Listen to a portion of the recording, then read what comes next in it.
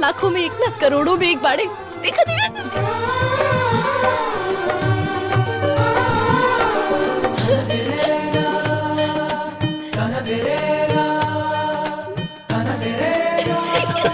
शर्मा गई। बहुत सुंदर बाड़े ना। हाँ, हीरो बाड़े ना एकदम सुंदर बाड़े, नजर न लगे। ए जी घर परिवार कैसन बा? अरे ओकर चिंता बिल्कुल मत कर। घर परिवार में खेत खरियान दुआर कियारी सब भरल बाटे। छोट परिवार बा, माई बाप दुगो भाई बालो। बड़का भाई गुंगा बाड़े, ओही से अभी तले बियाह नहीं के भइल। बाकी लड़का के सरकारी नौकरी बा। समझ लो सवितवा के भाग खुल गइल। डी बाबा हमार लाज रख दिले।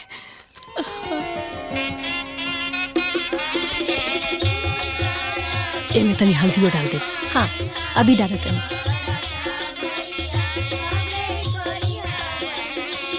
देखो तारा जितना भी पैसा तय बल बा उ सब तारा के मिली, लेकिन काम में तनको कंजूसी मत करिए, ठीक बा? जनवासा से लेके दोनों घर बढ़िया से सजा दे पड़ी। हाँ तनको कमी ना होके चाहिए। देखिए बेइज्जती ना हो। अरे भैया तू काहे घबरात बाड़ो? घर के बात बा, तोहार बेइज्जती होई एकर मतलब हमार बेइज्जती होई। देखी हो तनको कमी ना छोड़। ठीक बा। सुनो सब काम बढ़िया से होके चाहिए। खाना पीना के व्यवस्था बढ़िया कर दिया। मिठाई बढ़िया तरीका के बने के चाहिए। अब बाराती लोग के खान पान सब समय पर मिलत रहे के चाहिए। अब विदाई के मिठाई रात में तैयार कर दिया। ठीक बा। हाँ जा जा जा जा। ए बबुआ देखो शादी के कार्ड देख मुँह पड़ल बा, ये घर में अंदर रख देना। अच्छा ठीक बा। ए जी सब एजा हो गई। चौका उका सब पूरा गई, सब तैयारी हो गई। देवी जी के पूजा के सामान रह गइल बा, मंगा दीता। हाँ हाँ हम जाके ले आओ। विजय सब ठीक? सुनो बेदी के पूजा के सामान बाटे, तुम जाके चौक पर से लेके आ जा। ठीक है। हाँ। अरे समझी जी यहाँ अचानक आ गई। जा लेंगे अंदर, जा लेंगे। आज जा मिठाई बन भिजवाओ। प्रणाम प्रणाम। आई चला। जी प्रणाम। खुश रह बेटा। ले मिठाई खाई। हाँ लेते। अरे ली ना एक पीस लेते। पानी पी क्या होता है भाई? बाबू वो पानी ले। हाँ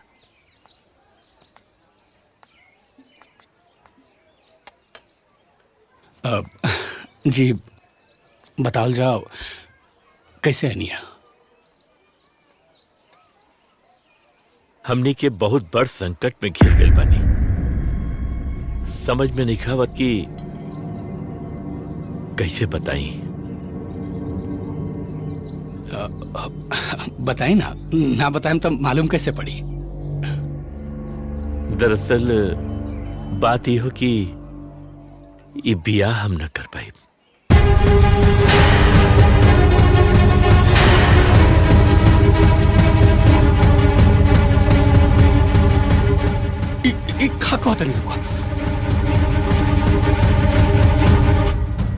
देखा आप लोग तो जानते बनी कि हमार दो बेटा बड़न। बड़ा बेटा गुंगा बा, इसे होकर कहीं बियाह शादी न हो पावता। देखा पढ़े लिखे में बहुत तेज बा, तैयारी करता कहीं ना कहीं नौकरी भी लग जाये होकर, पर बियाह शादी न हो पावता। खाए बनाए का दिक्कत रहे, यही से हम छोटा बेटा का बियाह पक्का कर देनी।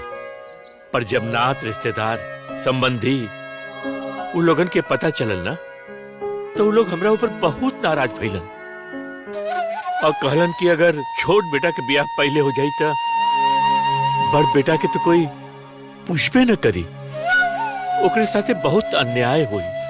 यही से हम तय कर ले कि जब बड़ बेटा का बियाह हो जाई तब हम छोटे बेटा का बियाह करब। समझे जी ऐसा मत करी, ये बियाह मत तोड़ी। पूरा गांव जवार में हमने का बहुत बड़ बेइज्जती हो जाए। हम ये बियाह तोड़त नहीं की, बस हम ये कहते कि बड़ बेटा का बियाह हो जाए तब हम छोट बेटा का बियाह करब और आपे के घर में करब।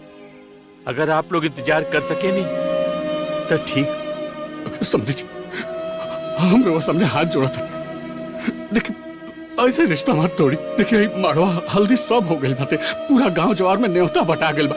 सगे संबंधी सब आवते बालो, हमारे पूरा गांव जवार में रिश्तेदारी में थू थू हो जाई। हम कहीं मुंह दिखावे लायक ना रह। देखिए कुछ टाइम पहले रहुआ कहले रहती तो कुछ हो पाई। अभी हमारी सारा इज्जत लूट जाए। ऐसा ना न्याय मत करी। रहुआ तो देवता आदमी बनी, रहुआ एक को फूटी कौड़ी दहेज ना लानी। हम तो जिंदगी भर राउर पैर धो के पियम तब राउर एहसान ना उतार पाए।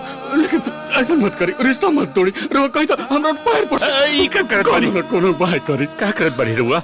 ऐसा मत करी, ऐसा मत करी रहुआ। उपाय? हाँ, एक उपाय हो सकेला। अगर आप दोनों जने राजी हो कि तो हम कुछ कहीं। हाँ, कहीं ना। देखा, आप अपने दोनों बहन का बियाह हमरे दोनों बेटा से कर दी। अरे के माड़ो में दोनों बियाह भी हो जाई, और वैसे भी हमके कोनो दहेज वगैरह तो चाहिए ना। आप लोग सोच ली हम क्या किया थी। चलत प्रणाम।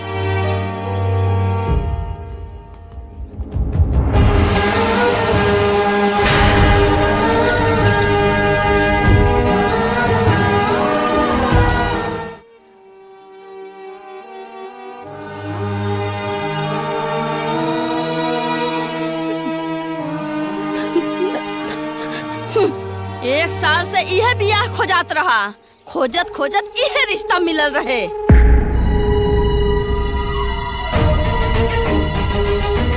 यही से इतना बखान लुटात रहल कि बड़ा बढ़िया परिवार मिलल बा भाई। अरे और का कहत रहे कि हमार ननद रानी वहाँ जाके राज करी है। राज यह राज कर तारी करावा राज। अरे ऐसे बढ़िया तो कोनो गरीब दुखिया से ब्याह कर देले होता। कम से कम आज आए मौका पे धोखा तो ना दे। गांव समाज में इतना बदनामी तो ना हो खत। अरे का भौजी, चुप हो जा तू। काहे जला पर नमक छिड़क रहल बाड़ू? तू तो अपना बाड़ू ना, कम से कम तू तो अपना लोग के ताना मत मारा। ऐसा कवन ताना मार देली होए बहनी? जवन सच्चाई बा उहे बोला तानी। जब एक में हमनी के रहे त का कहत जात रहेन कि अरे जवन होई तवन सब हम हई, सब हम करब। अरे एक ठे ढंग के रिश्ता त ना खोजाइल तोहरे लोगन से। चलत हन बोले सब जने। और जब पता रहल कि बड़का भाई गूंगा बा, बड़का भाई के बियाह नहीं खे होता, त काहे बदे छोटका भाई से बियाह तय करे गए हैं? अब कैले बड़े तो भोगे।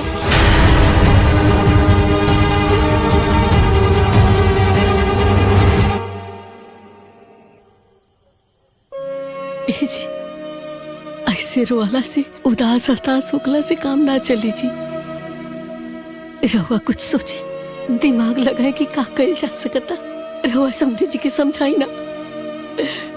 अगर बियाह ना भइल ना, हमने के गांव जवार में बड़ी हंसाई हो जाई जी। कुछ तो उपाय करी। का उपाय करी? तुम ही बताओ का उपाय करी?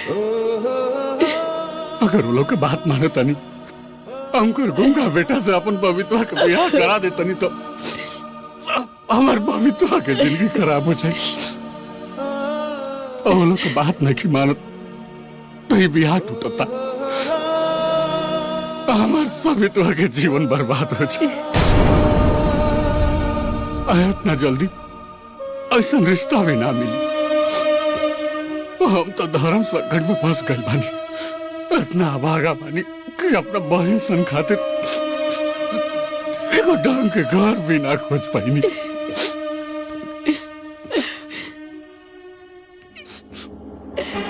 परिवार के उभारे खातिर, दीदी के जीवन बनावे खातिर हमके अपन सपना के बलिदान करे के होगी।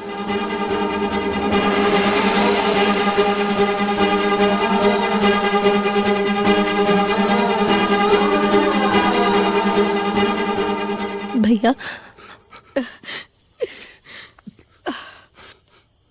हम उनकर बड़ बेटा से शादी करे खातिर तैयार बानी।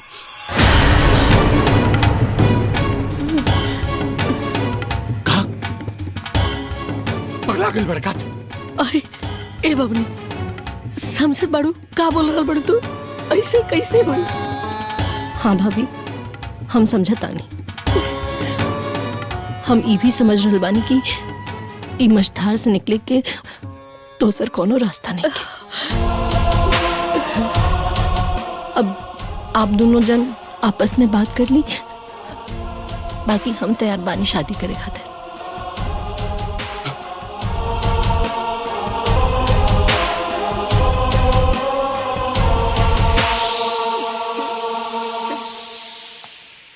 पागल हो गई बड़ू, तो दिमाग खराब हो गई बा।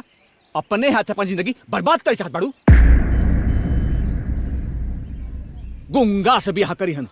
अरे दुनिया में लड़कन कमी नहीं खे, दूसरा लड़का खोजाई। हाँ बबीता, ये सही कहता रहे। उहाँ ब्याह ना हुई, भगवान चाहिए तो दूसर घर द्वार मिल जाए। अच्छा हाँ बबू जी,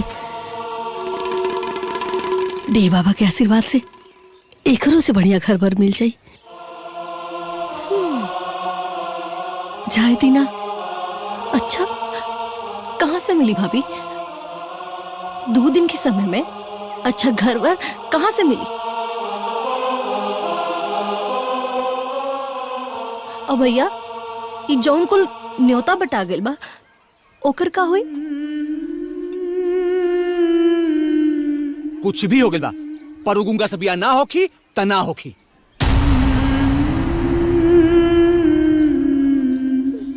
भैया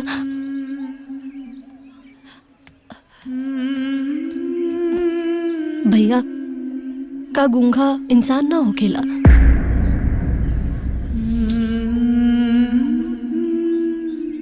बोली भैया। एकदम सही बात हवे। बबने ठीक कहा ताने, यह सही रही।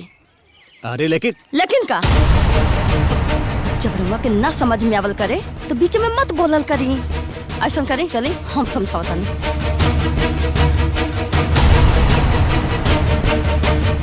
अरे जब बबुनी शादी करे खातिर तैयार बानी तो तू कहे रोकता रहा ओकरा के? कमाल बा, कुछ बात बड़ू। एक बात बता, गुंगा से शादी के में कौन बुद्धिमानी बा और गांव का लोग का कही? गांव के लोग का कही? अरे जब उनकर बियाहवा कैंसिल कर देबा तो बड़कियों के बियाहवा ना होई, तब गांव के लोगवा का कही? अरे कुछ करबा चाहे ना करबा, गांव के लोग के काम बा। कुछ कुछ बोलल ऊ बोलबे करी, लेकिन काम ऊ करा जवन में हमनिन के फायदा बा। बुझाइल? फायदा? हमनी कौन फायदा बा?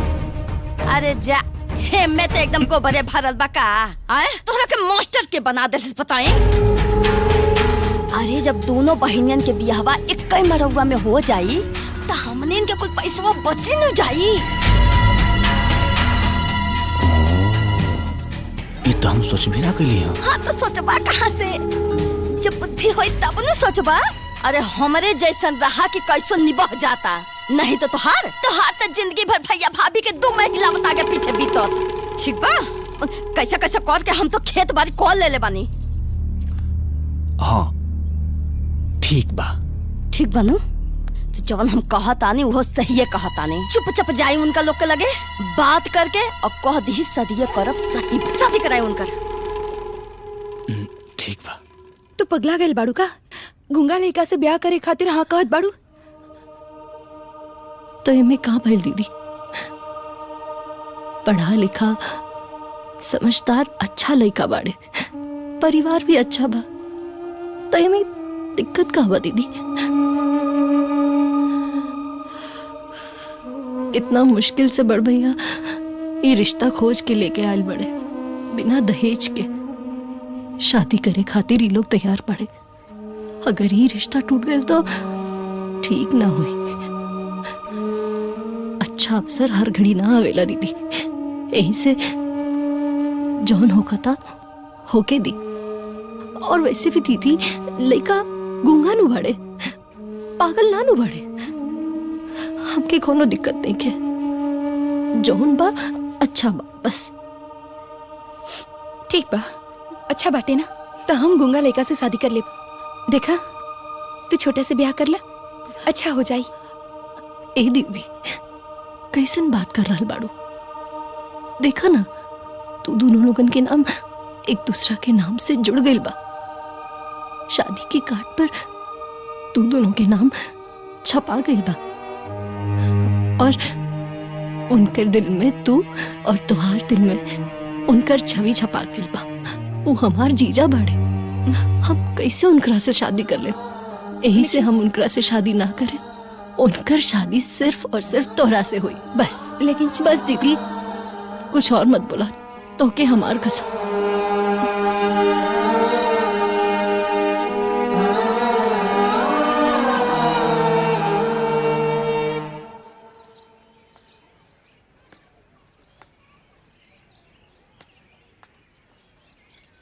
गरीबी भी कैसन कैसन दिन दिखावा था। काश आज हमरा लगे पैसा रहित तो राजीव एक मंडप सुना ना रहित। वो आज ही के दिन कहीं ना कहीं से ब्याह खोज के अपन बहन सन के ब्याह करा देती। गरीबी के मजबूरी हमरा के कौन गर्त में लेके आई। इमे गरीबी के दोष नहीं खे, इत किस्मत के खेला बाजी। न तो इतना बढ़िया रिश्ता हाथ में आई ऐसे ना निकल जाई।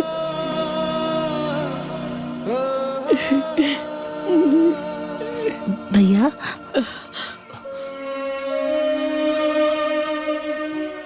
उनकरा के रउआ बोल दी कि हमनी दोनों बियाह करे खातिर तैयार बानी। भैया हम उनकर बड़ बेटा से शादी करे खातिर तैयार बानी। हमके सच में कोनो दिक्कत नहीं है भैया। अरे तो पगला गल बड़े का तो वैसे ये रात लगवाले बड़े हम तोरा का बार बार कहत नहीं कि ना होई। हम तोरा के जीते जी नरक में नहीं डाल सको। समझाओ काहे नहीं एकरा के।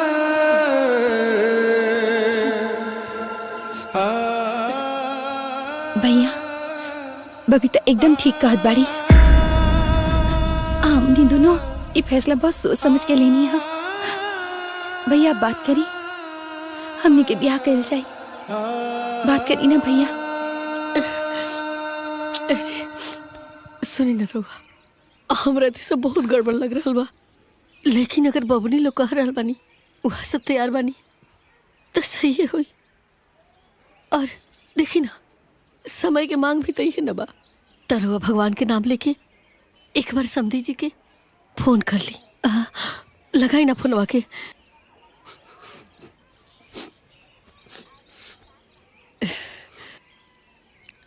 हाँ हाँ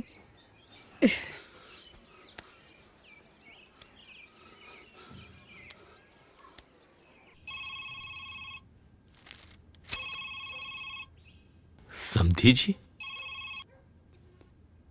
हेलो समधी जी, राम राम जी। राम राम। कहत रहनी है कि और बड़ बेटा से हम पवित्रवा के ब्याह करे खातिर तैयार बानी। रुआ अपन दोनों बेटन के बारात लेके आ जाए। एक मंडप में दोनों जन का ब्याह हो जाए। अरे तब बहुते शुभ सूचना दे रहे बड़ा। एक काम करा, आप तैयारी करा। हम खूब धूमधाम से बारात लेके आई दोनों लेकिन की। प्रणाम। अच्छा राम राम।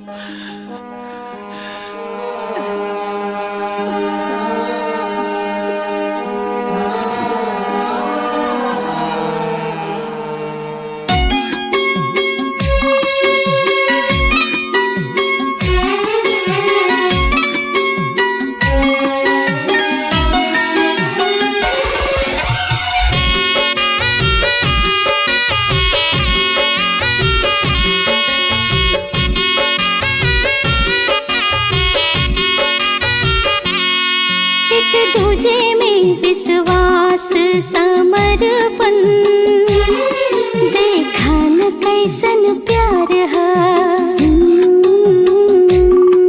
एक दूसरे की खुशी खातिर सब कुछ एक दूसरे पे निसार है। मनवा में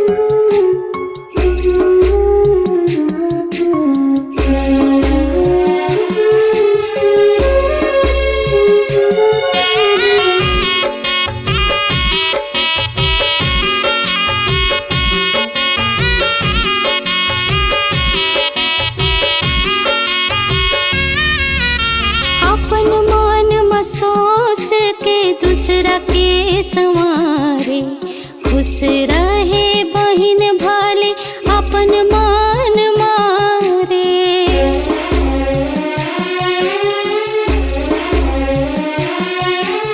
अपन मान महसूस के दूसरा के संवारे। खुश रहे बहिन भाले अपन मान मारे। जिंदगी के हरी भरी बाग करेले। एगो बहिन खातिर बहिन बड़का त्याग करेली।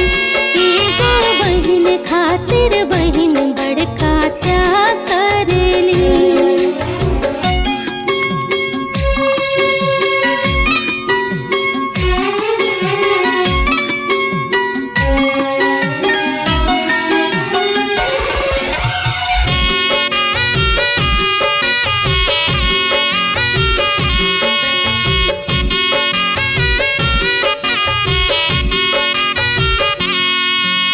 दूसरा के सुख देली खुद दुख सखे।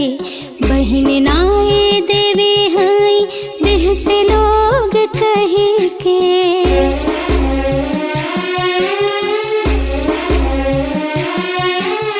दूसरा के सुख देली खुद दुख सखे। बहन नाई देवी हई देह से लोग कही के। प्यार में दिल बाग बाग करेली। एगो बहिन खातिर बहिन बड़का त्याग करेली।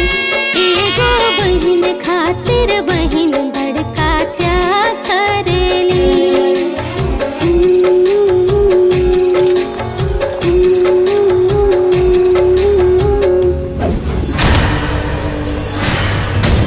अरे सालू,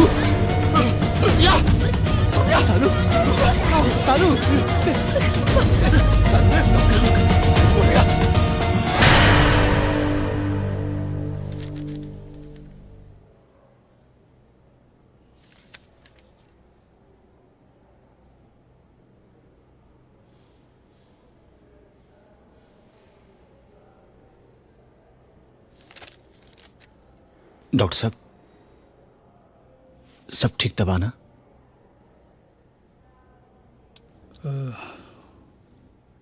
देखिए, आपकी बच्ची के दिल में छेद।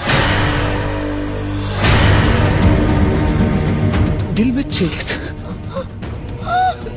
डॉक्टर साहब, ये कैसे हो गई? देखिए, घबराइए नहीं। इसे मेडिकल की भाषा में जन्मजात हृदय दोष कहते हैं। जब दिल के विकास के दौरान दिल की दीवारें पूरी तरह से बंद नहीं होती हैं, जिससे खून के प्रवाह में समस्या आती है, तो ये सब प्रॉब्लम आती है। लेकिन आप लोग घबराइए मत, दवाइयाँ चलेंगी और ठीक हो जाएगा। लेकिन दवाइयाँ थोड़ी सी महंगी पड़ेंगी और पैसे भी लगेंगे। ए डॉक्टर साहब, हमारे बच्चे के जान बचा ले, ओकरा ठीक कर दे। पैसा की चिंता मत करें। ठीक है, मैं कुछ दवाइयाँ लिख देता हूँ। समय समय पे बच्ची को दवा देते रहिएगा और हर हफ्ते आके उसको चेकअप कराना पड़ेगा। अगर दवा से आराम नहीं हुआ तो ऑपरेशन करना पड़ेगा। अरे दीदी, वो तो हिया देखो करबू कि सब बैठले रही। हाँ देखा दी। हाँ दिखावा तनी, रुकी। हाय देखी, ये हमार बड़की पतोहू। दीदी, राउर बड़की पतो बड़ी सुंदर बाड़ी, केहू की नजर ना लगे। हमार छुटकी पतोहू। अरे इहो बड़ा सुंदर बिया। हाँ, दोनों सुंदर बाड़ी सन। दीदी, राउर दोनों पतो होता एक से बढ़ के एक बाड़ी। काटे बरावे लायक नहीं, पूरा घर उजियार करके रखी है। हाँ चाची, तहार दोनों पतो हो तो बहुते सुंदर बाड़ी। पूरे गांव में दोनों से सुंदर भौजाई तो के हुए के ना बा। एक काम भइल, दे रहनी पर दुरुस्त तैनी। और सबसे अच्छी बात ई बा कि दोनों सगी बहिन बाटिन। आपस में भेदभाव के कोनो बात ना रही और ना आटेदारी पटेदारी के बात रही। दोनों मिलजुल के रही हैं। आपके तो किस्मतें खुल गए। हाँ दीदी, ये तो बात बा। आप लोगन के आशीर्वाद से हमार दोनों पतोह बहुत अच्छा मिलल बाड़ी। कहो दीदी, सुनले बानी कि जौन बड़ बहिन बानी उ देवरान बन गई बानी, और जे छोट बाड़ी उ जेठान बन गईली। यानी ये छोट होके जेठानी रही हैं और वो बड़ होके देवरानी बन के रही हैं।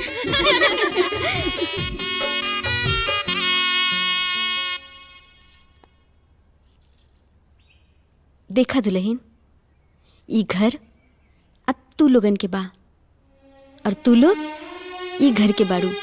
अब ई घर के और ई घर के लोगन के तू दोनों के संभाले के बा।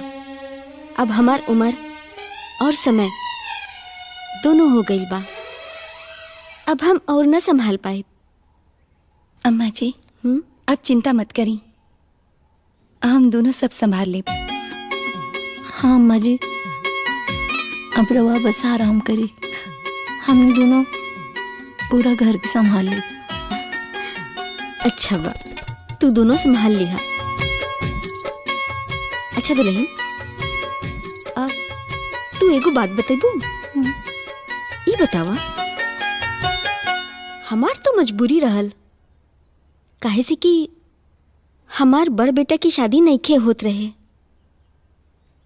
ये से राकेश के बाबूजी दबाव बनौलन। बाकी तोहार का मजबूरी रहे जौन बिन बोले वाले लड़का से शादी कर ले लू। अम्मा जी, हमने दोनों लोग के दो भाई बाड़े, पर दोनों लोग अलग अलग रहेले। बड़ भैया में बड़की दीदी रहेली और छोट भैया में हम। छोटका भैया तो अच्छा खासा पैसा कमा ले, बाकी बड़ भैया जीवन भर परिवार के साथ लेके चले ले, खेती बाड़ी कैले। उनका पास दीदी की शादी के दहेज देवे खातिर पैसा न रहे, यही से वो दीदी की शादी के लेके बहुत परेशान रहे। फिर कोनो तरीका से ये रिश्ता तय हो गई। अगर ये रिश्ता भी टूट जाए तो भैया टूट जाते और फिर दीदी की शादी खातिर दूसरा लड़का खोजल बहुत मुश्किल हो जाए। यही से हम हाँ करते नहीं। अच्छा दुल्हन, अब तू लोगन के दुख के दिन बीत गईले, अब सुख के दिन आई है। हम बानी नु, अब तू लोगन के कौनो परेशानी ना हो खब।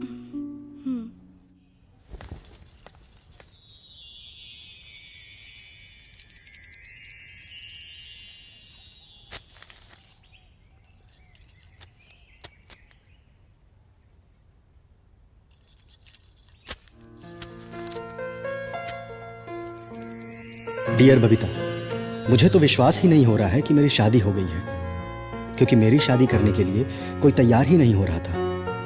मैंने तो कभी सोचा ही नहीं था कि मेरी शादी होगी, परंतु तुमने मुझे अपनाया, मुझसे शादी की। इसके लिए मैं तुम्हारा जीवन भर ऋणी रहूंगा। मुझे समझ में आ गया, तुम जितनी सुंदर हो उससे कहीं ज्यादा तुम्हारा मन सुंदर है। तुमने अपने भाई, अपनी बहन के लिए अपने सपनों का बलिदान करके मुझ जैसे गूंगे से शादी किया, जिससे तुम्हारी इज्जत हमारे दिल में और बढ़ गई। तुम वाकई में बहुत अच्छी हो। तुम्हें अपनी पत्नी के रूप में पाकर मैं धन्य हो गया बबीता, मैं धन्य हो गया। आप कितने अच्छे हैं।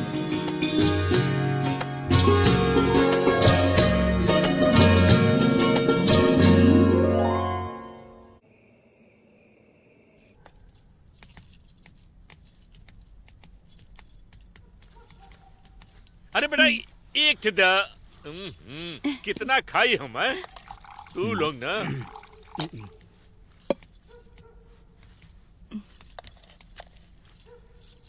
बस बस बस बस कर बेटा।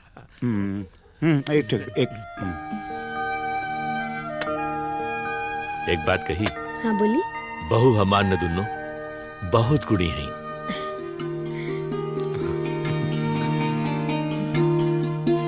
इतना स्वादिष्ट भोजन बनल बा कि का कही। अरे हम तो कहते ही कि आत्मा तृप्त हो गई। का राकेश? हाँ बाबूजी, बहुत स्वादिष्ट खाना बनल है। का भैया?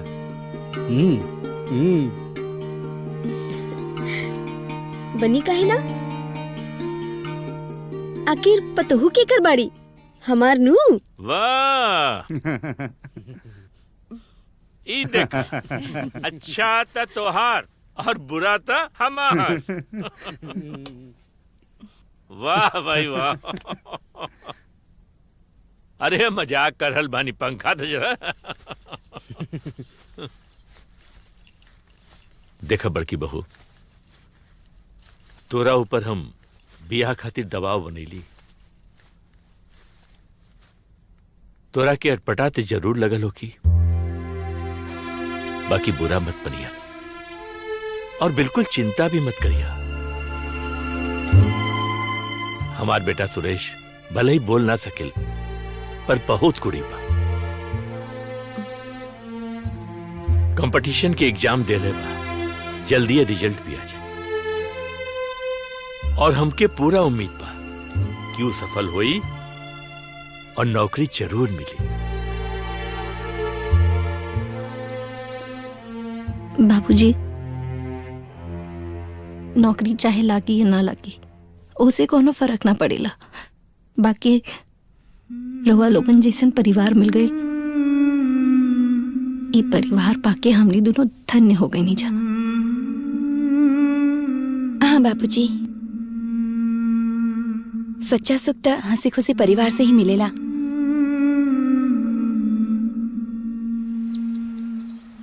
सविता,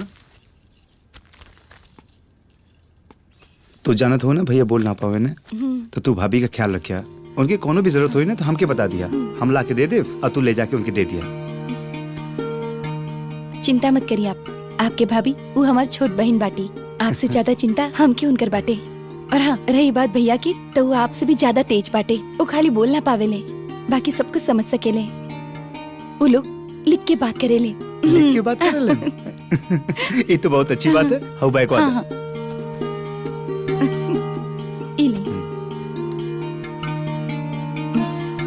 जल्दी आई। हाँ, हम इंतजार करब।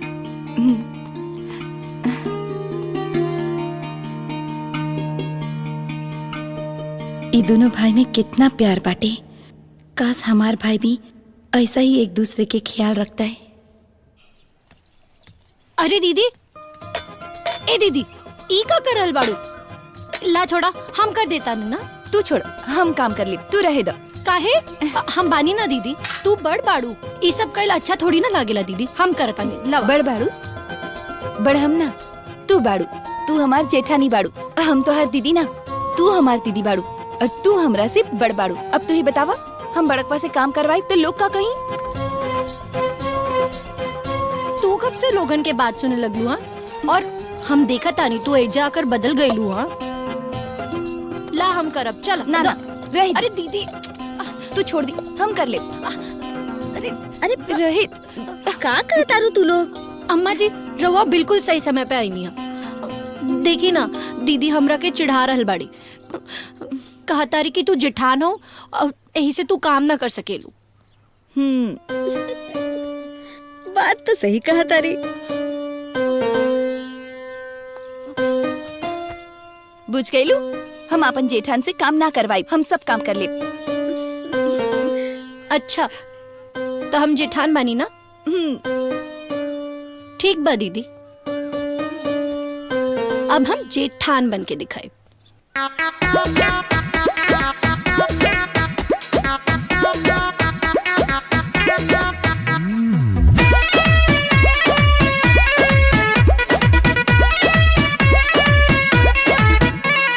एहो देवरानी तोनी पानी पियादा, तो जाके खुद ले ला। ओथता कपार तोनी तेलवा लगादा। अच्छा, एहो देवरानी तोनी पानी पियादा, ओथता कपार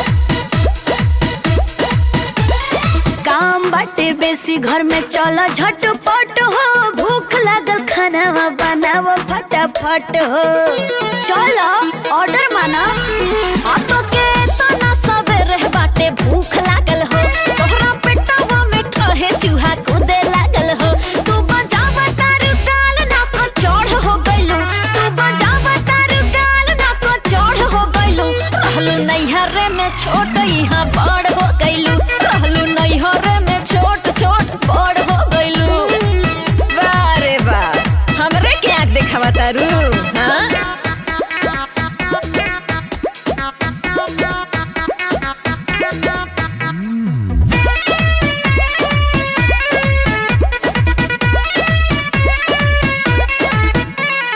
घर में कूड़ा करकट देखा फैलल चारों ओर हो देहिया डोलावा तानी भैलू जांग चोर हो चलो चलो चलो चलो चलो फटाफट ता तोहरे हाथवा में मेहंदी लगावल बाटे का काहे तू ही नहीं खूब करत मन पागल बाटे का पहले रहलू शरीफ अब अखाड़ हो गइलू पहले रहलू शरीफ अब अखाड़ हो गइलू रहलू नैहर में छोट यहाँ बड़ हो गइलू रहलू नैहर में छोट यहाँ बड़ हो गइलू करना तो पड़ेगा बिकॉज आई एम जेठानी बाबूजी बाबूजी अरे का हो गलो खुश भाऊजी सविता अरे भाई का मुंह मीठा करो अरे क्या बात है भाई कौन है खुशी का मिठाई हो बाबूजी पहले मुंह मीठा करी अब सब पता चल जाई अरे का बात भइल बा तोहार प्रमोशन भइल बा का अरे नहीं माई तू मीठा खा अब सब बताई भाऊजी हैला तू खा अरे पूरा खा ला सविता हैला तू खा ना अच्छा भाई अब तो सब लोग मिठाई खा लेलन अब तो बता दे क्या खुशी का बात हो बाबूजी ये खुशी के बाद भैया क्या? बताइए हाँ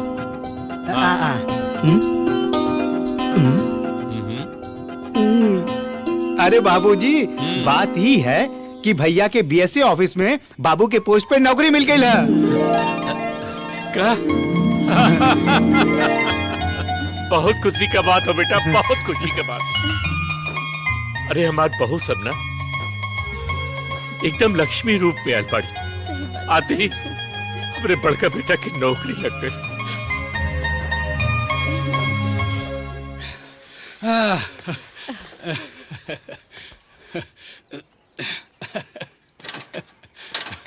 का बात बाजी रउआ बड़ा खुश लगा तनी अरे खुशी के बात बात खुश ना हो कब ऐसा खुशी के बात बाकी पूछा जिन हमनी को बबीतवा के जीवन संवार गइल अरे तो अपने अकेले खुश होकर कि हमरो के बताए कि खुशी का बा अरे समधी जी के फोन आए रहो हाँ पाहुन के भी नौकरी लाग गई का हाँ सही कहते रउआ दी बाबा के आशीर्वाद से हमरा ननद लोग के जीवन संवर गई हाँ।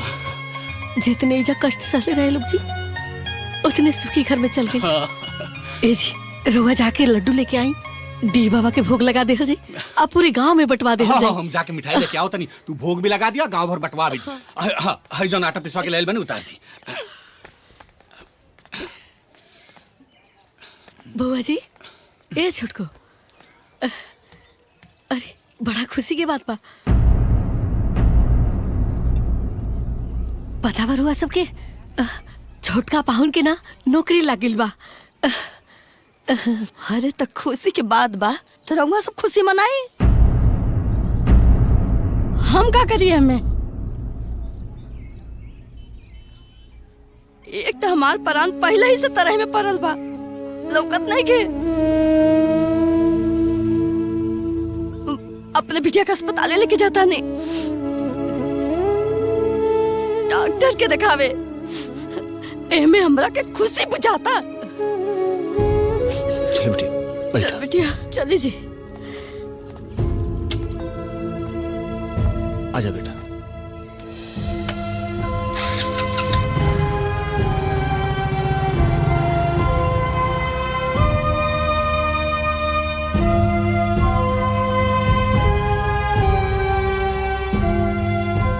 ए जी ठीक है कहत रही है ऐसा करे रुआ की थोड़ा ही सा मिठाई ले आए घर ही में भोग लगा दे गांव में ना बटाई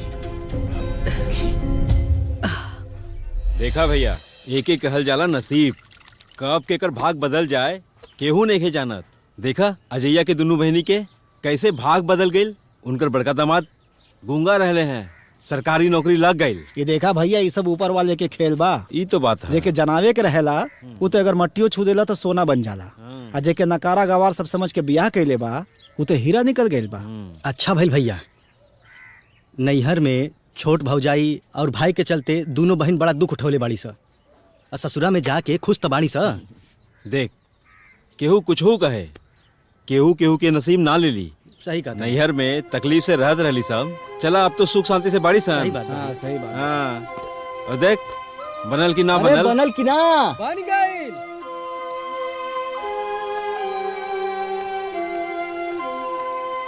का हो स्कूल ना गइला? काजी बड़ा देर लगा देनी, कहाँ रह गई? अरे खेतवा घूमे जात रहनी, तले रास्ता में गांव के कुछ लोग मिल गए। जाना तारू पूरा गांव में हल्ला बा पाहुन के नौकरी के। हाँ तो वे ढेर देर तले बैठकी हो गई, वही बारे में पूछताछ करे लागल। बड़ा तारीफ करता लो गांव के लोग, कहता लो तार दोनों बहन सन के जीवन संवर गई, अब तो राज करत हुई सन। ए जी एक बात कही।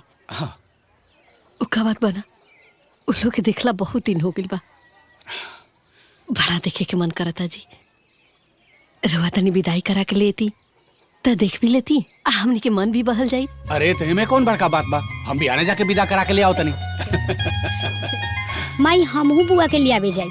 अच्छा तू ना जेब लियावे तो बुआ तहर ना आई है? अरे घरे आवा तारी बुआ लोग, यही भेंट कर लिया है? आज स्कूल जा। हाँ, जा लेट होता। जी ठीक हो। आप ना हमन के ऊपर जौन एहसान कर ले बारी ना, हम जिंदगी भर वो एहसान भुला न पाए।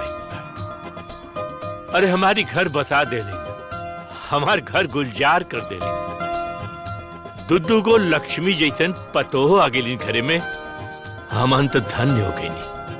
अरे ना समझी जी, एहसान हमनी के ना रउआ कैले बानी हमनी। अरे ना ना तो आज के युग में रउआ जैसन देवता तुल्य के घरे रिश्ता कैल हमरा बस के बात ना रहे। हमनी के तो बहन के भाग्य बन गए। देखी समधी जी, खाटे में तो केहू न बा, अब राउर जैसन घर बार चाहत रहले ऊ मिल गई। हमरा जैसन सुंदर सुशील और संस्कारी बहू चाहत रहली ऊ हमरा के मिल गई। अब दोनों परिवार तो सुखी हो गई। बाकी सब तो ठीक बा, बस बात एक गो तकलीफ बा हमरा के।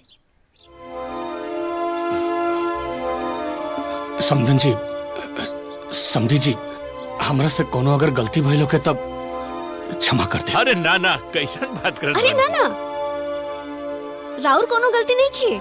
फिर रउआ तकलीफ का बा? अब बात तो ई बा कि दोनों अब सगी बहन बाड़ी, अब दोनों साथे आई हैं और साथे नहीं हर जाई हैं। अभी बुढ़ापा में रोटी तो हमरा के बनाए के पड़ी ना। रउआ तो डरवाइए दिल रनिया। बाकी रउआ चिंता मत करी, राउर तकलीफ हम समझता नहीं। समझी जी, बस 2 दिन के बाद 2 दिन बाद हम लोग को वापस। अरे ना ना ना, अरे ना ना कोनो बात नहीं खे, मजाक करत रहनी। राउर के जितना दिन चाहे उतना दिन रखी, हमरा के कोनो तकलीफ नहीं खे। अरे बुलावा वो लोगन के। हाँ। अरे आवा तनी जल्दी आवा। अरे वो दोनों कहाँ बड़ी? आवता नहीं माई।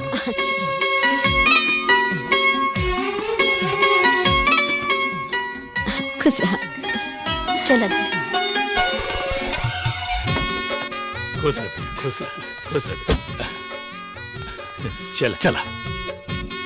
अरे ना ना आराम से लेके जाइए और जब मन करे।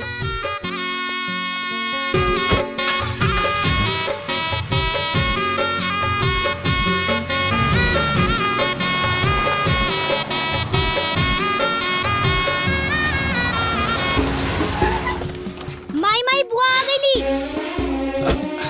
अरे बुची नाना रुकी जा, हम आवत नहीं पानी लेके। ए ढोलू उतर उतर। अच्छा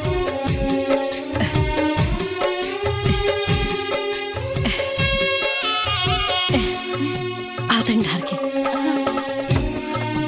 छोटी बुआ जल्दी आवन।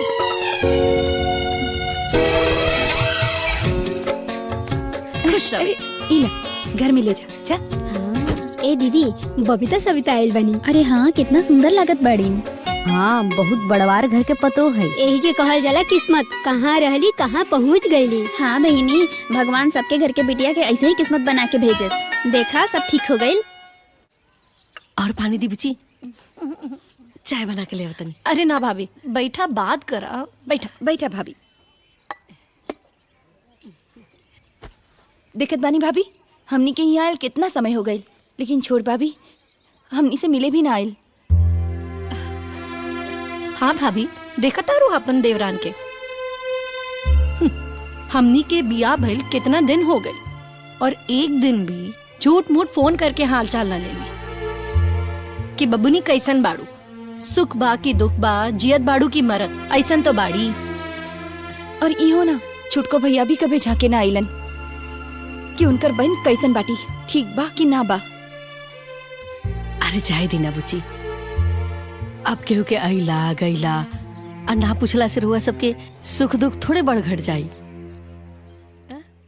जाए दी। हाँ तो ठीक बा, हमनियो ना जाइल जाए का दीदी। हाँ ठीक कहत बाड़ू बबीता। और भाऊजी तोहरा के एक बात बताई, हम लोग उनका खातिर अलग से मिठाई लेके आई नहीं और उ अभी तक मिले भी ना आई नहीं। अब ढोल इला ई मिठाई अपनी चाची के दे दा। ठीक बा। ए बुची, अरे जाए दी ना बुची, ऐसे मत करी जा। अब केहू केहू के स्वभाव थोड़े बदल सकता।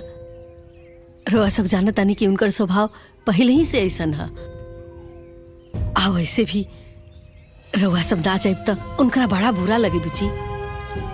आजकल ना बहुत परेशान रहता रही, सालू के तबीयत ठीक नहीं के रहत, वो परेशान बड़ी, यही से रोआ सबसे मिले ना आई हुई है।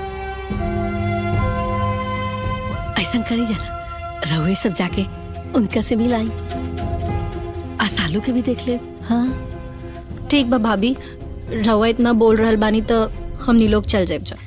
चला दीदी चल।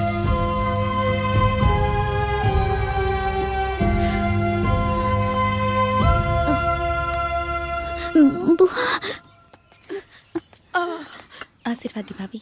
खुश रह बेटी। इला भाभी खुश रह। बैठा, तू बैठा। कैसन बड़ी बिटिया, ठीक हो ना? ऐसा कर, बैठे हम पानी लेके आ बताने। अरे नाना भाभी, ओकर कोनो जरूरत नहीं है। बुआ हमार बहुत मन करत रहे तहरा लोग से मिले के। हम पापा के बहुत बार कहनी कि बुआ के पास ले चला, बाकी पापा ना मन ले। कोनो बात नहीं है, हमनी बुआ लोग आ गई नहीं ना तोरा पास। हाँ अब खुश? भाऊजी सालू की तबीयत में कुछ आराम बा कि ना? बहुत बढ़िया से आराम हो गए बहन का के, लेकिन का करे कुछ समझ में नहीं के आवत। इनका दवाई के पीछे था हमार रोम रोम कर्जा में हो गए बा, हमने के बर्बाद हो गए नी। बाकी जौन कपारे पे पड़ल बताओ त चलाई कनु पड़ी। ऐसा करा, बैठा हम चाय लेके आवता नहीं। ना ना भाऊजी बस रह दी, अब बस चलल जाई। हाँ भाभी, बाकी दूसरे लोग से भी मिल के आयल जाए। अपन ख्याल रखिए। हाँ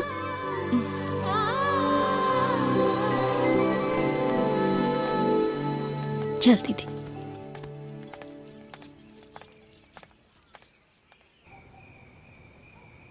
ए बबुई जी, रउआ सबके ससुराल में सब ठीक बानू? सास माने ली जाने लीनू? भाभी रउआ पूछा जे, हमनी के सास तो एकदम गहू बाड़ी गहू, और सास तो सास, पूरा घर परिवार सब जने सीधा साधे बाड़े। हमनी के कोनो भी तरीके की रोक टोक नहीं है। भाभी आपके आशीर्वाद से सब कुछ बहुत अच्छा बाटे, हमनी के कोनो प्रकार के कमी ना बाटे, और घर परिवार तो इतना अच्छा बाटे कि हमनी के लागते नहीं खे कि हमनी ससुराल में बानी की नैहर में, और हमनी के कोनो परेशानी ना बाटे। चलिए बहू जी, भगवान के कृपा से सब बढ़िया से हो गई। ना धरवा भैया के कितना चिंता लगा रहे कहा हुई कैसे हुई कौना घाटे लगी लेकिन भगवान की कृपा से सब परेशानी एक ही बार में दूर हो गई। आप कौन चिंता नहीं खेरा गई। भाभी जे इंसान की नीयत साफ होखेला ना ओकरा साथे कबो भी गलत ना हो सकेला। ठीक कहा तानी बाबूजी, लेकिन रउआ सब 1-2 सप्ताह और रुक जाती तो हमरो अच्छा लगे। ओकरा बाद जेती जा। भाभी रुकते जाती, बाकी सास पुरनिया हो गल बाड़ी और ई उम्र में उनकरा से काम काज कराइल वो हमरा के ठीक ना लागेला। यही से हमनी के जाए के पड़ी। ठीक बा भाभी जी, सास के सेवा भी कईल बहुत जरूरी बा।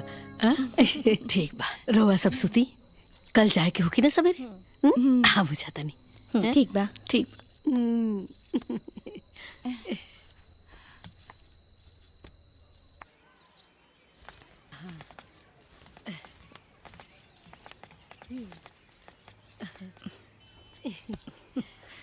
चला भाभी हमनी लोग जाता नहीं। भाभी आशीर्वाद दी। सुनी, अरे अरे अरे रखी, अरे रखी ना बुझी। अरे बोली, अरे भाऊजी एकर का जरूरत था, राहुल तो आशीर्वाद काफी है ना भाभी, ये हमरा के ना चाहिए। अरे बबनी, नैहर में ना बेटी बेटार के देहल जाला, खाली हाथ ना भेजल जाला। अरे भाभी खाली हाथ कहाँ जाता नहीं हमने। हाँ हमने के तू तो दूधू को साड़ी देकर भेज रहा बाड़ू तो यही से ही वापस रखला। चला ना बुझी, इस सगुन बा अपना भाभी के तरफ से आशीर्वाद समझ के रख लीजा। खुश रही, खुश रही, है ना। धोलू प्रणाम कर फुआ के। खुश रहा बेटा। रुको रुको रुको, खुश रह, एक मिनट। इला अरे ना रख ले, मिठाई खा ली है। मिठाई खा लिया। अरे चला लें, जल्दी देर होता। चलो ए बुझी, ऐसा ही टाइम निकाल के ना रस 1-2 दिन खातिर आइल करी, हमरो मन लगी और ढोलू के भी मन लगी। ठीक है भाभी। हाँ ठीक बा भाऊजी, फिर आई। चले।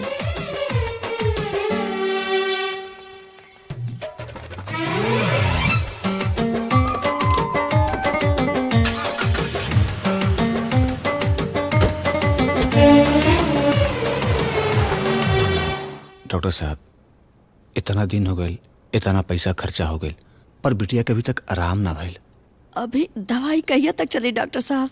देखिए, कोई मामूली रोग तो है नहीं। आपके बच्चे के दिल में छेद है। मैंने बहुत कोशिश की कि दवा से उसे आराम हो जाए, लेकिन ऑपरेशन करना ही पड़ेगा। वो भी कोई गारंटी नहीं है कि ऑपरेशन से ठीक ही हो जाएगा। डॉक्टर साहब ऐसा मत कहीं, आप कुछ भी करें, ऑपरेशन करेंगे ऑपरेशन करें, पर बिटिया के बचा ली। देखिए, ऑपरेशन तो करना ही पड़ेगा और अभी भर्ती करना पड़ेगा। ए डॉक्टर साहब, इंतजार कौने बात के बाद रउआ भर्ती करी नौकरा के, जल्दी ओकरा के ठीक करी बस। भर्ती तो मैं कर लूंगा, लेकिन ऑपरेशन में बहुत पैसे लगेंगे। कितना पैसे डॉक्टर साहब? यही कोई 25 से 30 लाख रुपए।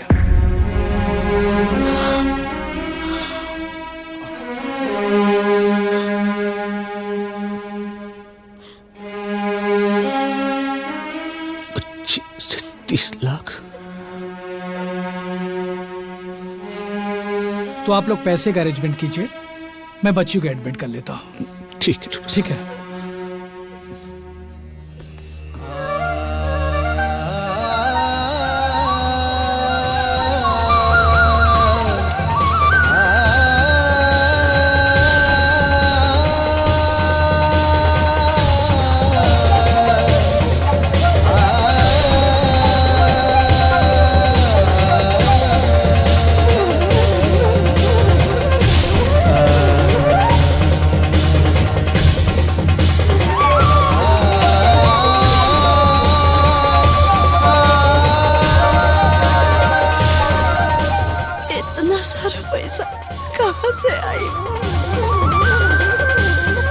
ये सोच के तो हम परेशान पड़े, कितना पैसा आई कहां से?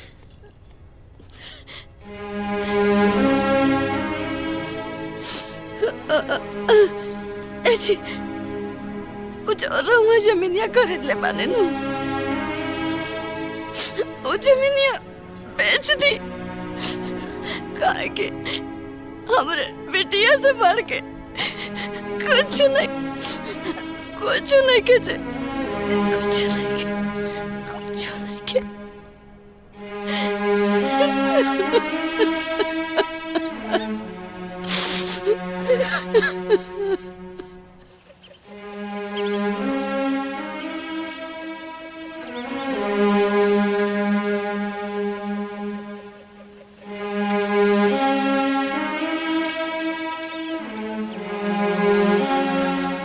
देखा भैया, हम जमीन के कीमत 15 लाख रुपया तक दे सकीला।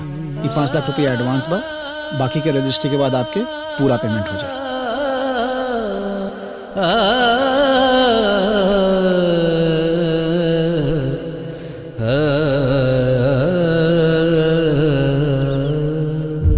बताई, इतना छोट बच्ची केहू के का बिगड़ ले रहा लिया। भगवान ओकरा के इतना बड़ा दुख दे दिला। अभी वो ठीक से दिन दुनिया ना दिखलस, दुनिया से जाए के रास्ता दिखा दिला। आखिर कौन गलती की सजा भगवान ओकरा के दे रहल बड़ा। रोआ मत, ये रोला के समय नहीं है। समस्या के समाधान खोजे के पड़ी। का समाधान खोजी जी? ये लोग पहले बतैले रहे तो कुछ समाधान उपाय खोजती जा हमने के, लेकिन इतना जल्दी बताई बच्चे के इतना बड़ा रोग हो गया। हमने के कानों कान खबर नहीं। ये परिवार हालो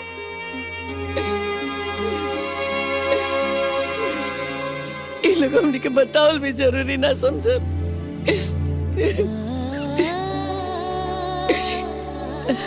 बाबू ने लोग के फोन करके बता दी ना, उन लोग के भी पता ना का सोच लो कि भौजी हमरा के ना बतैले।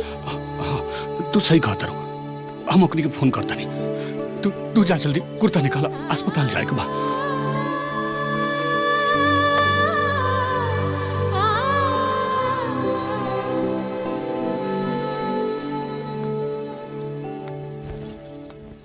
हेलो, हाँ भैया प्रणाम। खुश रह बुचिया। बबीता जल्दी आ, भैया के फोन बाटे। हाँ दी। और बोली भैया कैसन बा? सब ठीक बा ना? फोन स्पीकर पे रखा ना। रख दे। हाँ भैया बताई। कुछ ठीक नहीं है भाभी। का भेल भैया? हमने के सालू के तबीयत बड़ी खराब बा। शालू के डॉक्टर कला सकी ओकरा दिल में छेद बा।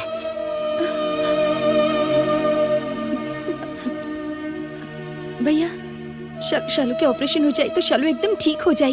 भैया आप टेंशन मत लीजिए। कैसे ठीक हो जाए? कैसे ऑपरेशन हो? और ये 10 लाख रुपया जुटी तब नहीं ऑपरेशन हो।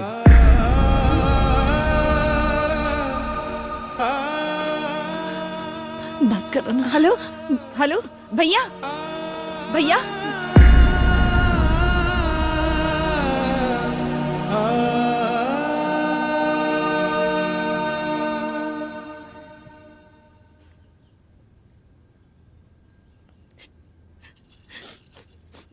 दुल्हन, तू लोग दिल छोटा मत करा, रोआ जिन।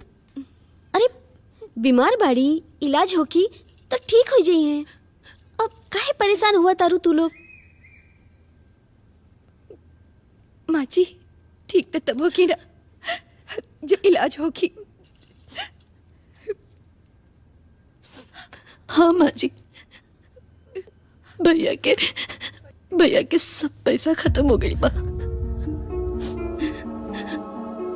शालू के इलाज में उनका कुल खेत खलियान सब बिका गई बा। पता ना अब कैसे ऑपरेशन होगी।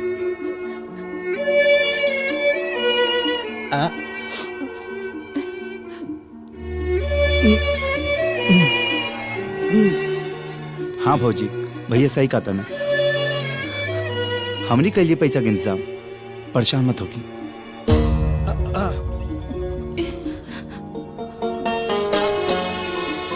ए बेटा, तू लोग चिंता जिन करा और हॉस्पिटल जाए का तैयारी करा, सब हो जाए। आखिर तू लोग का भाई बाड़न न लोग, तो तू लोगन के उनकरे खातिर करे के चाहिए। वो भी तू लोगन का घर है, तू लोगन की जिम्मेदारी बनाता। रहल पैसा का इंतजाम तो हम करें, ठीक हो? हाँ जी, सही कहा तनी। अब कुछ समझ में नहीं किया कि हम का करी। डॉक्टर बिटिया के ऑपरेशन खातिर 25 से 30 लाख रुपया के इंतजाम करे खातिर कहले। बताओ भैया, हम अपन खेत भी बेच देली, तब वो पैसा पूरा नहीं किया हो पाता। अब भैया हमारे कुछ समझ में नहीं किया, कौन रास्ता दिखाई देगा। रे पगला, रे काहे मायूस होता है? हाँ? तू चिंता मत कर, अभी तो तुर भाई जिंदा बा। तू हमारे सही खेत बेच दे, लेकिन सालों के जान बचा ले। बेच दे। हम तो नौकरी करके अपन परिवार के कैसे जिया खियाले, लेकिन राउर खेत आपके परिवार के जिए का आधार हम ना बेच। अरे पगला, परिवार से बढ़ के कुछ ना होला।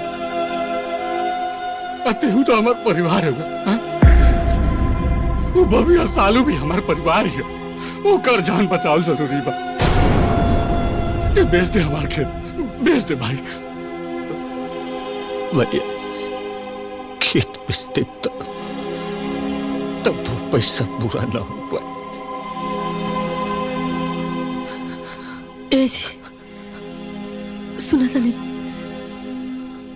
हमारा भी हमारे भाई के देखल कुछ गहना बा, रवा ओकरा के बेच दी।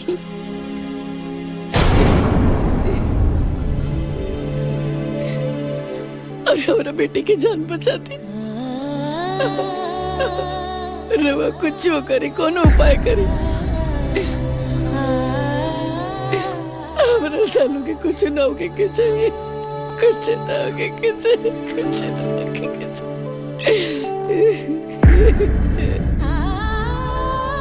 अगर कुछ ना होके के चाहिए, जान बचा ले। भैया देख लेनी भैया, भाई से बेईमानी करे के नतीजा ये होला।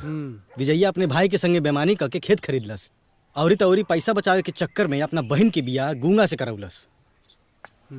ओकर नतीजा देखी, आज बेटी के इलाज में सब खेत बिका गई। अब बेटी भी ठीक ना भइल। यही से कहल जाला, जब पैसा आवे नु तो गुमान ना करे के चाहिए। अरे भैया, वो कहावत ना सुन ले बाड़ा, खेती उपजे अपना कर्मे, पुत्र बढ़े पिता के कर्मे। तमाई बाप के कर्म संतान के भुगत ही के पड़ेला ना। देखिए, आप लोग जल्दी से पैसे का अरेंजमेंट कीजिए, क्योंकि मरीज की हालत ठीक नहीं है। अगर लेट करेंगे तो मेरी कोई जिम्मेदारी नहीं होगी, कुछ भी हो सकता है। ठीक है?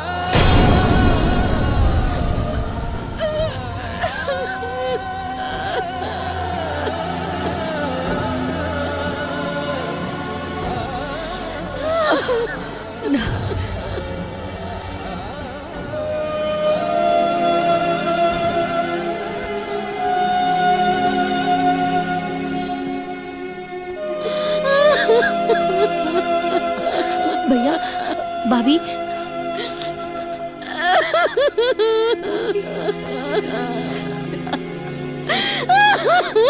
ना भौजी, हमार बेटिया, हमार सालू। अरे भाभी, भाभी चुप हो जाए। शालू के कुछ ना होई, आप चिंता मत करी, शालू ठीक हो जाए। भाभी मत रो।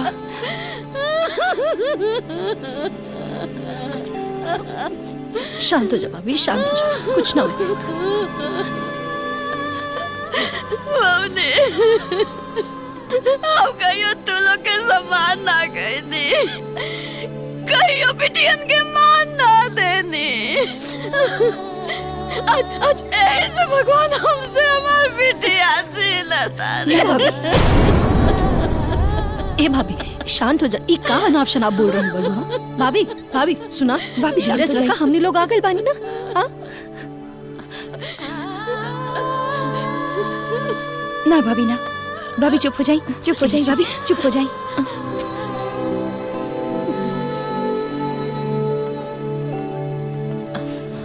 भैया भैया इली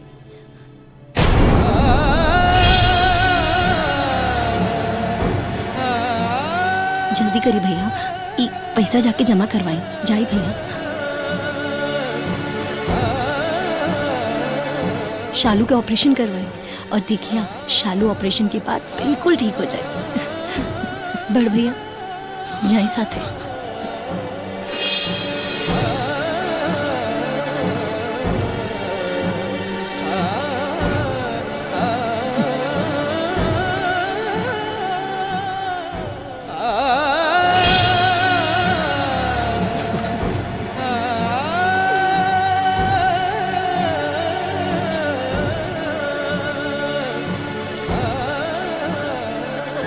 जल्दी जाए भैया, जल्दी।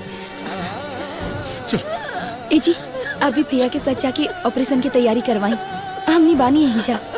भाभी भाभी चुप हो जाई, चल मत रोई, सब ठीक हो जाई। भाभी यहाँ आई बैठ। आराम से बैठ जा, बैठ जा।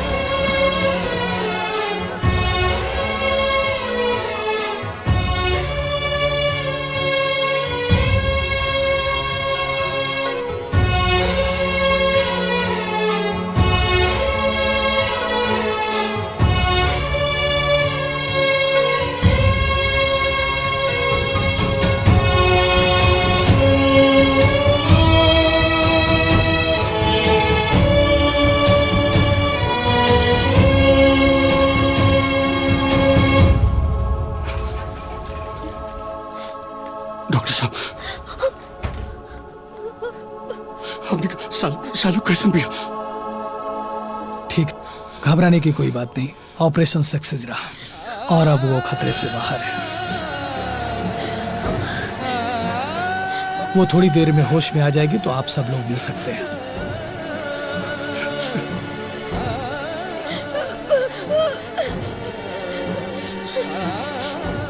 काहे घबरात रहा? सब ठीक हो गए, सब ठीक हो गए। बाबूजी हे बबली, तू दोनों लोग हमरा बिटिया के जिंदगी में ना भगवान बन के आयल बारो। तू दोनों जने के एहसान हम जिंदगी भर ना भूलब, अब ना भूलब, कब ना भूलब, कब ना भूलब। भाभी ऐसा मत बोली, हमने आपन बानी जा और आपन लोग अपना पे एहसान ना करेले। हाँ भाभी, हमनी रवा पे कोनो एहसान न गईनी, बल्कि आपन फर्ज निभाईनी। भाभी अगर घर का हर सदस्य अपन फर्ज निभावे ना तो परिवार कबो ना बिखरे। हाँ बहनी, सच बात पर आज तक हम ये सोचत रहे कि पैसा सबसे बढ़ के होला, लेकिन आज पता लगा कि परिवार से बढ़कर कुछ ना होखेला।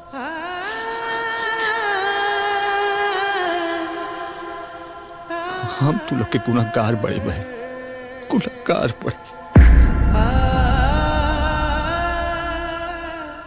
चौना हाथ पर पे अपन मान सम्मान और मर्यादा कर अच्छा खातिर राखी बांध ले। वो आज से तू लोग के अलग कर देली बहनी। भाई बहन के मर्म के ना समझ पाओ। हम तू लोग का गुनाहगार पर ए भैया शांत हो जाए, ई का कर रहे हो? चाय दे। रवा हमनी के भाई हैं और भैया कोनो भी बहन अपना भाई के मजबूर ना देख सकेली, अपना भाई की आंखों में आंसू ना देख सकेली, काहे कि हर बहन अपना भाई से बहुत बहुत प्यार करेली।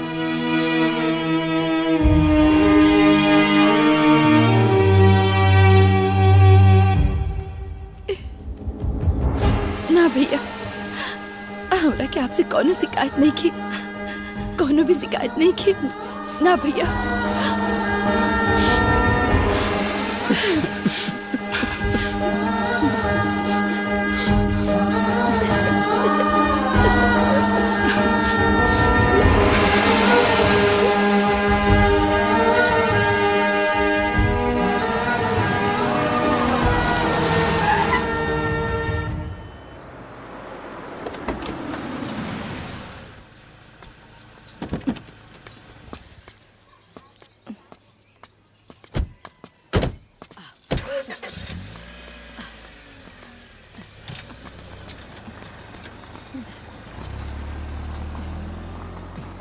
आराम से लेके जा लगे।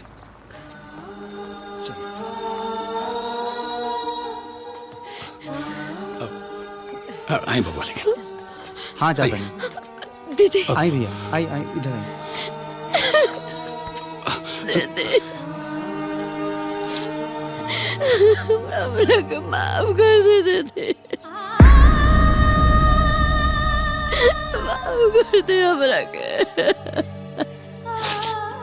दीदी, अब रवा सब ये घर में ना रहा, रवा सबके घर आया। चली ना दीदी, हम इनके साथ रही ना दीदी, चली ना दीदी, चली ना। जी, भैया भाभी से कही ना, समझाई ना।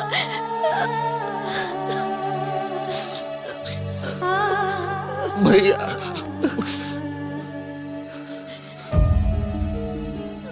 भैया हमके माफ कर दो। अरे हम आपके दोषी थे, हमरा से बहुत बड़ा अपराध भइल बा। भैया आपके माफ कर दो।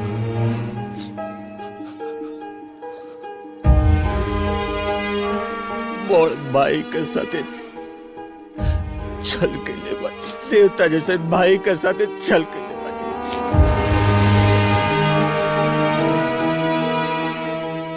भैया हम अपराधी बनी, हमके सजा दी भैया। अरे ना रे पगला, ते हमार भाई है। हम अपना भाई के सजा देहल तो दूर, ओकरे बारे में सोच भी नहीं की सका। छोट भाई से कितनी बड़ गलती हो जाए, बड़ भाई खातिर शरारत होला, और शरारत करे के तो तहार अधिकार बा। घर में तब ये सब होते रहेला। सब ठीक हो जाए, तू अपना दिल के दुखी मत करा।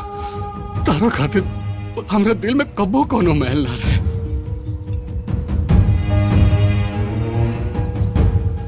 अब बड़ भाई तो अपन छोट भाई के सजा ना, प्यार देला रे पगला, प्यार देला।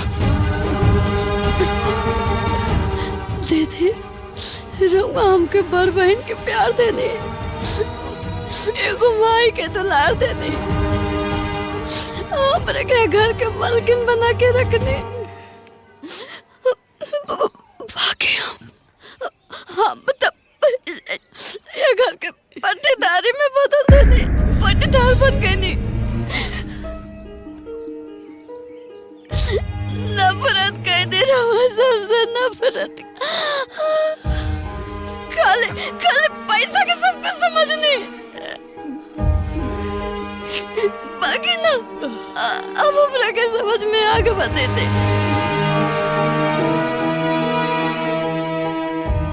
कि प्यार अब परिवार से बढ़ के ये दुनिया में कुछ नहीं कहते थे।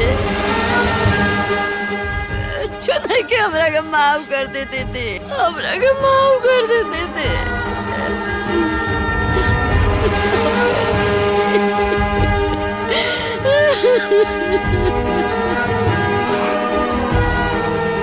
संभालो ए छोटको उठा चुप हो जा।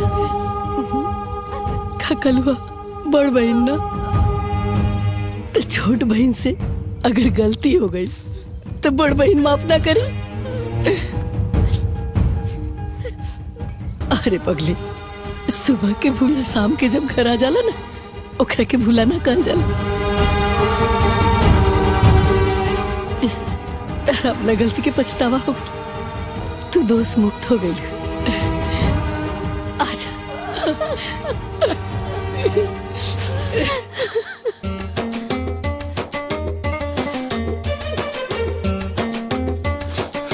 भैया अब हमने अलग ना रह के एक साथ रह के ताकि तो साथ रखे तो हर सेवा करके अपन पाप धुल सके। अरे ना रे पगला, हम तो तारा के कबू अपना से अलग ना कहीं। वो तो हमरे जीत की वजह से ही बर्तन अपने दो भाई अलग बनी थे।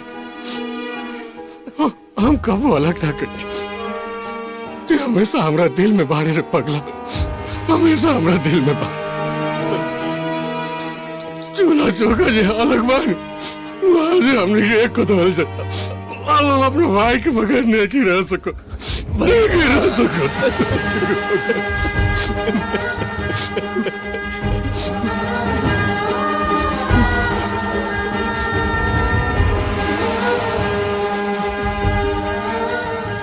चल फिर से ही परिवार एक हो गए।